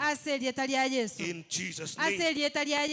Yes, let your Lord's hand be upon you. This hand of God will transfer you. It will transfer you from being a beggar to becoming a giver, a supplier, a donor. In Jesus' name. That's what Jabez is saying. And the Bible says he was more honorable than his brothers. Then number 4, he says, protect him. Keep me from evil, from sin. So that it will not hurt me. He is asking God in so much humility and wisdom. He's telling God, change my original meaning of my name. The mother called him Jabez, meaning he said he one who causes pain wherever he is. Wherever he is, anakanyaga watu, anakuzi watu, anachanganyisha watu. So he's praying, God, remove my original meaning. According to the context of this verse, that Jabez was a trouble causer, a sorrow, one who causes pain. So he's telling God, please remove this. Change the meaning of my name according to this context. Change me from being a man of sorrow. Change me from being a man of pain. And change me from any kind of people, what people are calling me. Give me a new Jabez, a new name. That is what he's asking God. Amen. That means we need to deal even sometimes with our names. Shughulikia majina. You know the name has power. Nyanchera. Yani ano muntu olenchera unasurura kwa barabara. Osinya. Osinyete. Kwani barabara na osinya basinyete bako.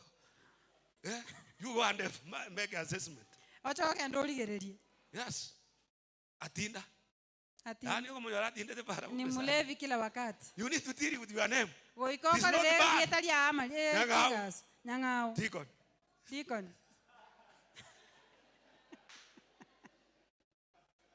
Kengiti. That we are not, but I'm very generous. I'm not that. What the name is suggesting. Because I've dealt with it and God has given me. Unajua kuna watu wanakuwa nyang'au kabisa. You need to deal with the name. This is why Jabez is dealing with this name. He's telling God, change me. I don't want to be causing trouble. Keep me from evil sin. Amen. Amina. Wengine wanaitwa nyanusi. Mtu anapenda nusi siringi mpaka taka konya wande siringi ayanjete site. Siringi mbayo na nyanusi.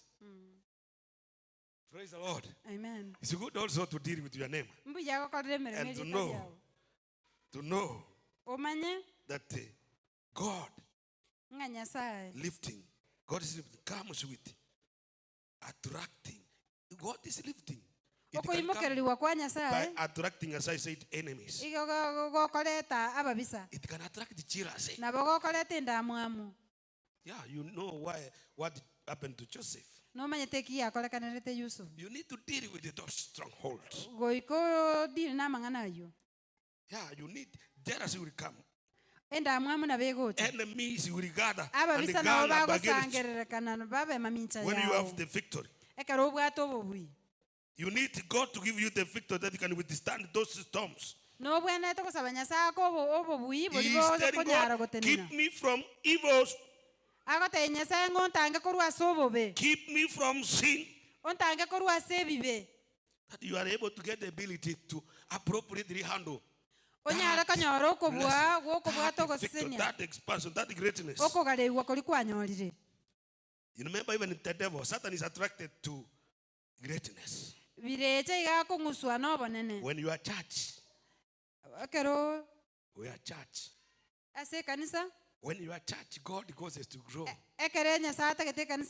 Not only church, even your family.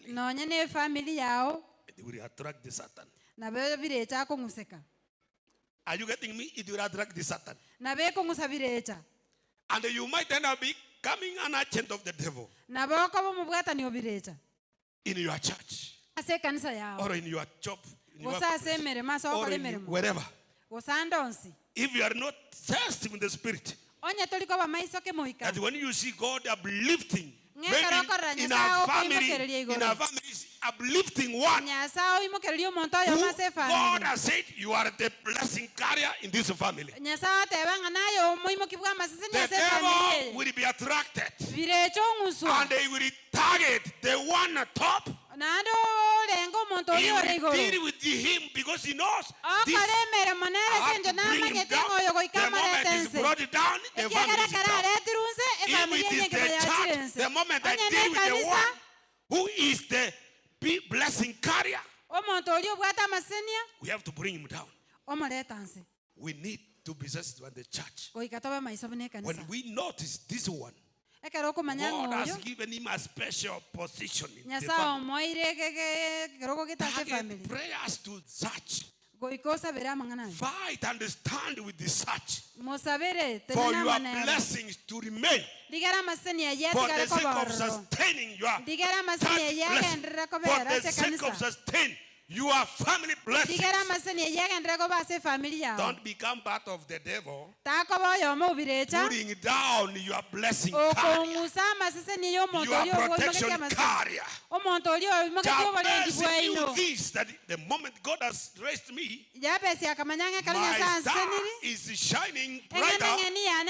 Lord, keep me from evil.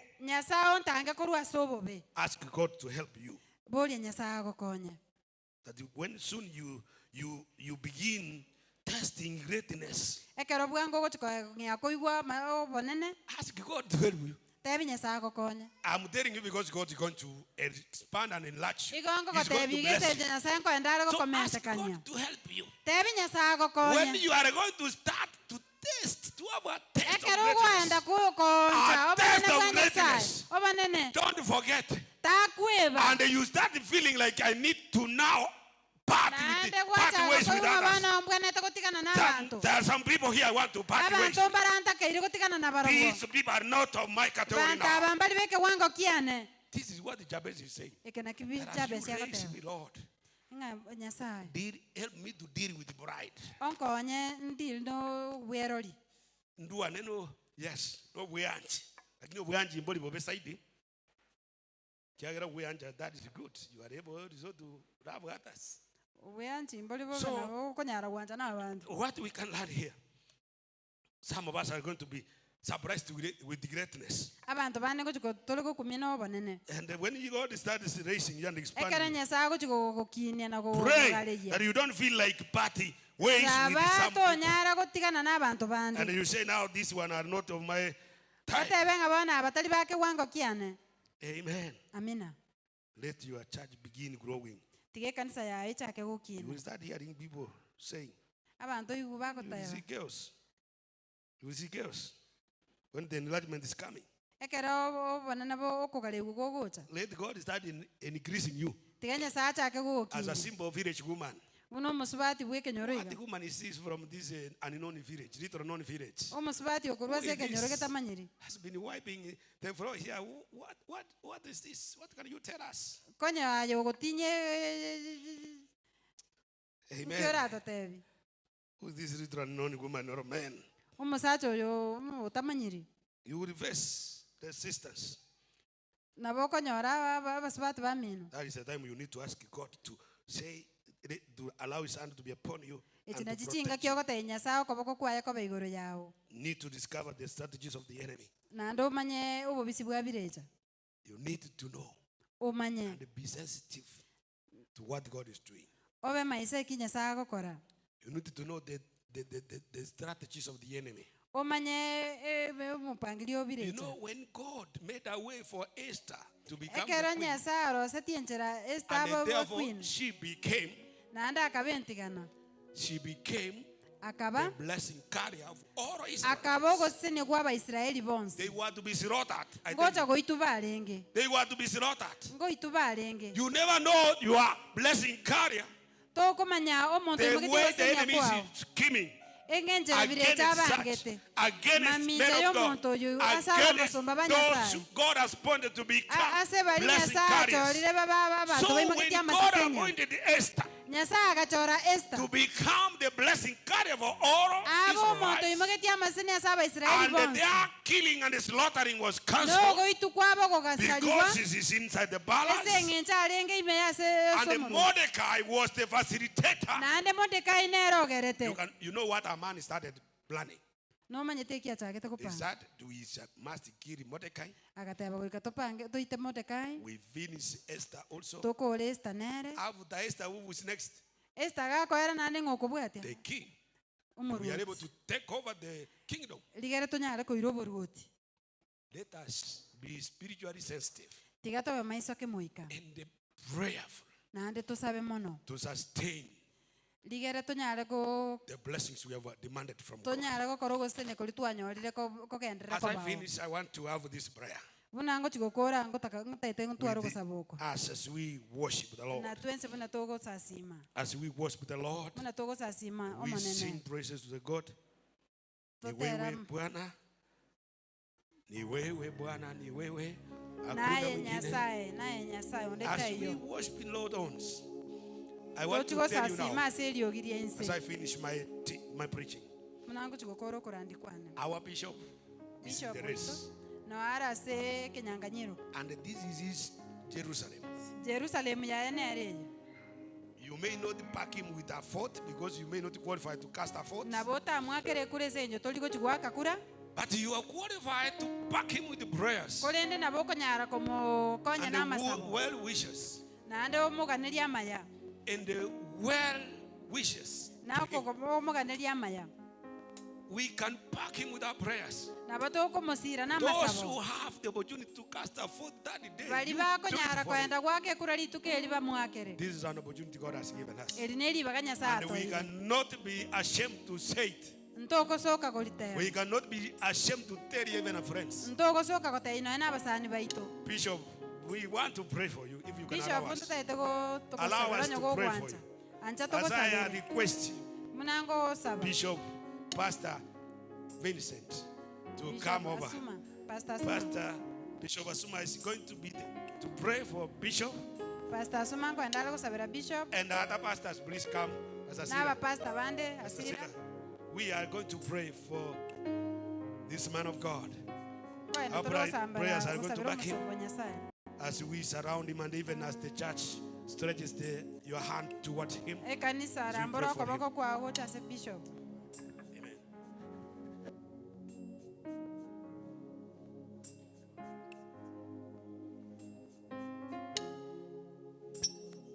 Lord, we bless you this time that we have heard your word. You have said in your word that you expand territories. You are a God who can expand our borders. Lord, we believe in your word that your servant has spoken to us. We pray that you expand our ministries. We pray that you expand our borders. We pray that Jehovah, you expand every dream that we have in the name of Jesus. Thank you, my Father and my God. You raise people from the dust and you make them sit with the kings. Lord, I bless your name on high.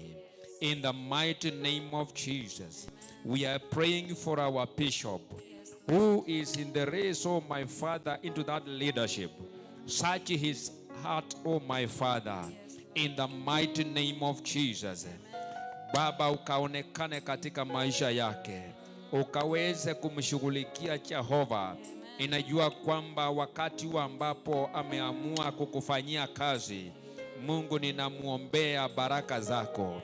Tunaomba kwamba utembee pamoja naye, uwe mbele yake, Jehova, jinsi ulivyotembea na Musa Bwana, ukatembee pamoja naye. Na ninajua ya kwamba vizuizi ni vingi, lakini Mungu, tunamkabidhi mikononi mwako. Let your will be done, katika jina la Yesu Kristo. Anapoondoka kila asubuhi na kurudi, Mungu, mkono ambayo tumeusoma katika maandiko, mkono wako uwe juu ya maisha yake.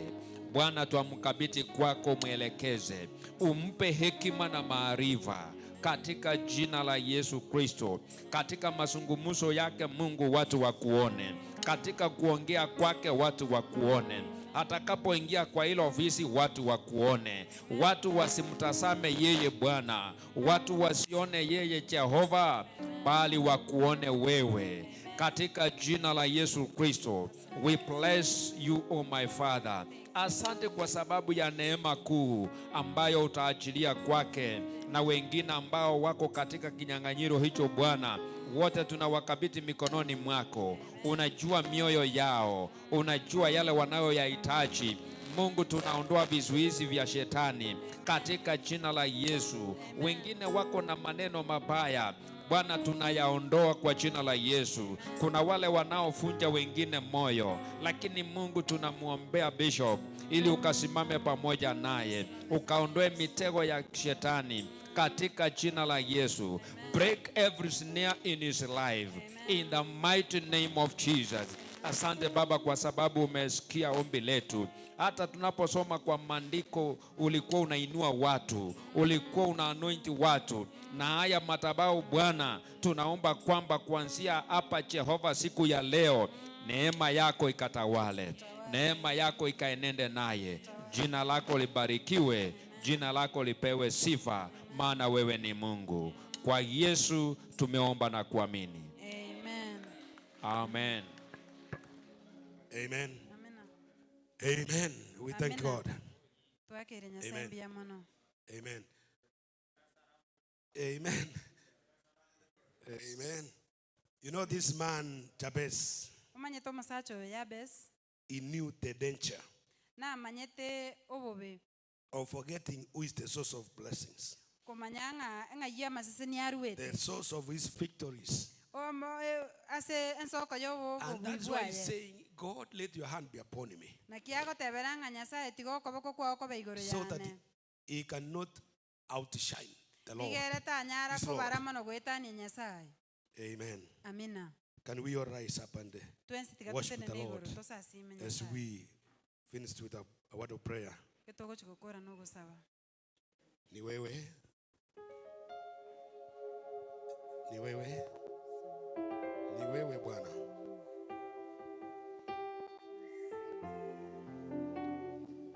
Amen. Hakuna wa kufanana naye. Hakuna wa kufanana nawe. Oh, hakuna wa kufanana nawe. Oh, hakuna wa kulinganishwa nawe. Oh, Bwana Yesu.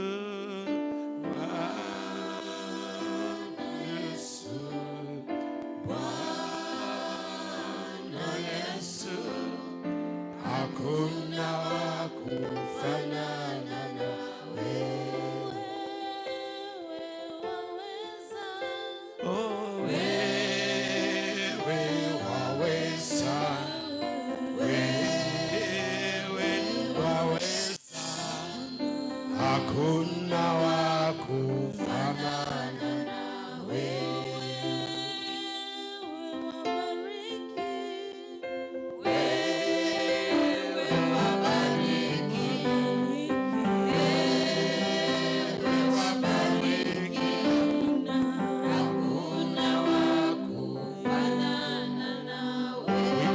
Our eyes as we sing. And if you are there, you have seen something you need to surrender to God. As we pray, as our eyes are closed, you have seen an agenda, an issue you want God to take over. This is the time I want to pray with you. Hakuna wa kufanana nawe. You can raise up your hand and say, pray with you.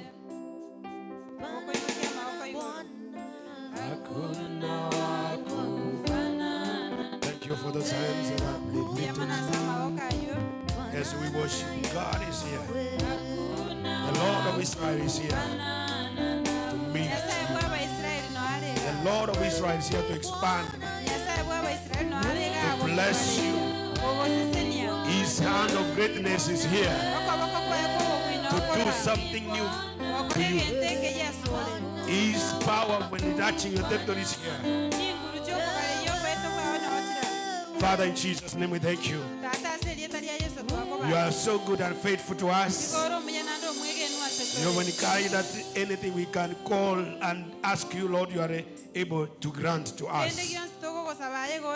Just as you granted to Jabez, and you totally transformed his life. The same transformation I pray for our church. The same transformation I pray for every individual of this body of Christ. In the name of Jesus, let it come to pass, Lord, that even as you lift us As you expand us all, we never forget to say thank you. We will never forget to come and say thank you, Lord. We will not forget to give you all the glory. Receive all glory and honor. In Jesus' name.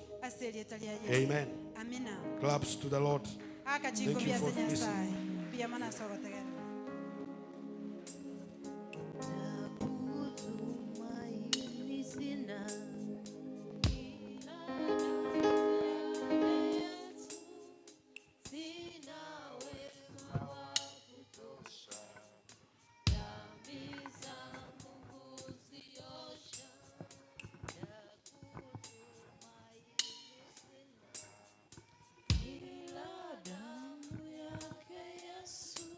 Amen.